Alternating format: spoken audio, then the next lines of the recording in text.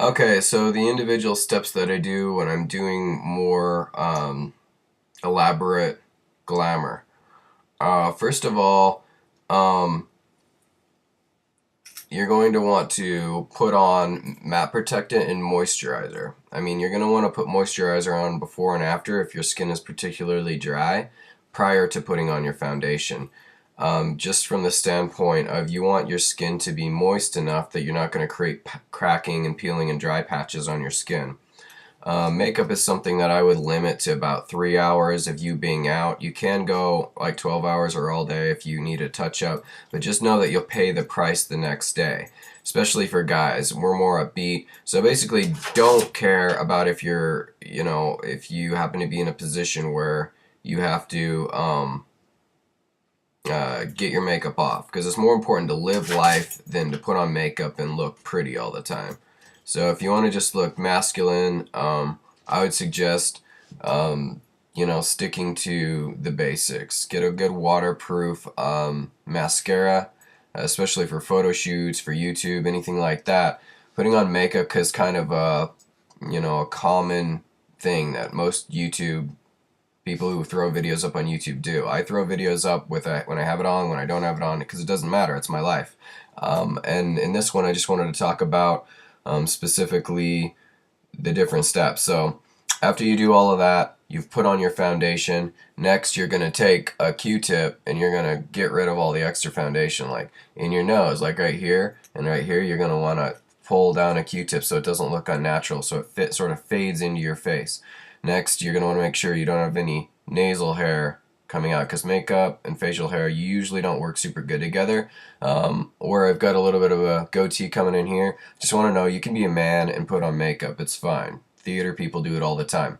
So next, you're going to fill in your brows after you've removed any excess powder or foundation from your eyebrows. Then you just throw on whatever colors, whatever you want on there. You can make your brows arch higher or lower. Just try to stick to your hairline. See this? I can make myself look more villainous or more intense if I put makeup up on that arched brow there. If you keep it a little lower, you're going to have a little bit more of a calm look. And then, of course, if you want to have a more feminized look and you have lighter color hair, don't put anything on your brows whatsoever. Um, Next, you can throw on some gold lipstick, silver lipstick, blue lipstick. Those are the colors that I like to use as a man. I like to steer away from reds and whatnot, just because I feel like that's something that is very viewed very much as feminine. And you can do that, but I'm just saying, like, people will start to accuse you of being a girly boy or whatnot if you put on makeup regularly. The thing is like, you can be whoever you want to be. You can wear makeup, you can like choose not to wear makeup. The psychology is what's inside your heart and mind. Don't let anyone tell you something doesn't look good if that's the way you want to represent yourself. No one has that right.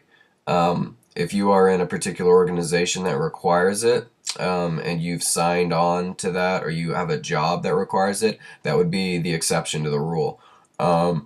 Now, you always have a chance or choice to leave that job if they won't allow you to express yourself and you feel like that is worth more than that particular job that you're in. What I always tell people is that no matter what situation you're in, I mean, apart from being in a cage or being in prison or something, you have the right to go and express yourself how you want, and you can align yourself with jobs and careers that allow you to self-express if that's important to you. Now, now, continuing on, why do I do makeup? Why is it important to me? Well, when I first got approached by the idea, I was like, "Wow, that's kind of gay, isn't it? You know, that's kind of feminine." And I was like, "Well, I don't want to do that." But then I found out how common it was, and in modeling, they're like, "Look, you got to learn this in California. You know, it's like, did you bring a makeup artist?" And I'm like, "Makeup artist?" And then so I learned that I had to learn how to do this basic stuff. Then I took it to the next level, kind of exploring how I felt I should represent myself. So now that you've gone through all these steps of makeup, you've thrown on some eyeshadow, to make, like, if you can look at my eye, right down under here, you've got you can put on some different colors, but as a guy, don't put on mascara on the lower lid or it will flake everywhere. The upper lid's okay. Throw a little bit of that on.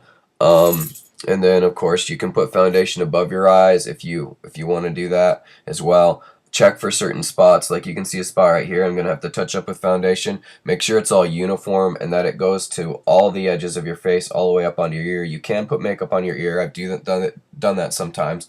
If you want a very uniform look, a little bit less natural, but it is uniform and it will pull them into your face versus outwards. Continuing on, I would say lips are optional, or you can just not do eye makeup and do something with your lips. Some people believe that it can be overdone if you do both, and I just say, well, it just depends. If you have like a flesh-colored lipstick or something not a little bit too bright, it's just about whether it works for you and whether you like it. That's the most important thing. Right now, you're gonna be thinking about, okay, well, why did he put teal on his eyebrows? It's like, well, because I experiment. I don't stick with one thing because I believe that limits your progression when you're dealing with makeup. Now, the other thing is like, so there's some basic rules, like pretty much have no facial hair. That's pretty important, or very little if you're gonna have any kind of makeup on. That's basically something that I would say is universally more accepted when you're clean shaven. Uh, Now, I think I've already gone over that, so rather than play stuff in a loop, if you have any questions, definitely message me below, and I will explain the different attributes of each makeup style. Um, the last thing I'd like to say is this particular look is more of a peacock look, and I identify with the peacock a lot because I feel like people who are peacocks, they get a girl or they get a guy or whatever it is they're going for because they're definitely fine with waving their artistic style around, and that's what YouTube is about. It's about expressing yourself so other people who express themselves can meet up and they can click. You look at a lot of bisexual people or gay people on YouTube, and they eventually have a combined channel. Originally, when they start, they're just have their own channel, and that's what I hope for myself. And I feel like there isn't a wrong or right way to do makeup. You can do goth. I mean, it's just whether or not it looks for you, and statistically, whether or not other people like it. If you don't care what other people think at all, then in that case, do whatever you want. If you do care, then statistically, see how many compliments you get versus how many people don't like it, and also make sure that you're rating it depending on the crowd you like to associate with. If you're in a state that's very conservative, you can expect that people might think initially, oh, that looks good, but then they'll think, oh, but he's a man. And if that's the case, then they might have a negative post-reaction to the original glamour. And in those situations, you may want to tone it down a bit. If you're in California, people just don't care. And because I spent the last 2 years there, I understand that being out, being proud, and being the type of person who can self-express, it does draw those other types of people to you.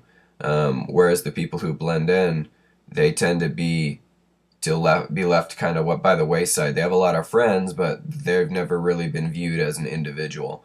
So those are just my own opinions. Feel free to jump on the makeup bandwagon if you want, for the purposes of self-deification and for connecting with maybe your sign, your zodiac sign. Mine being a tiger, I do a lot of these kind of looks. Like, so my eyes look more like a cat.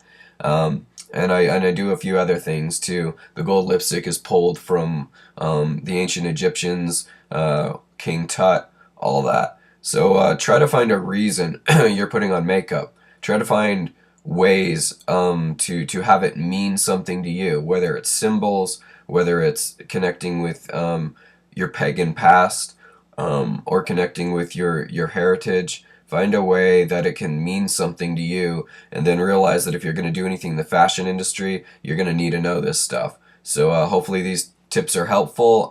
Feel free to message me with any ideas, any looks you would like to see, anything you would like help with. I might be the only bisexual man who's a male on here that is giving this kind of advice. And I hope that anyone who would like to do this, never fear. If you want to put on black You want to put on some black nail polish, do it. Do whatever you want to, whatever feels right to you.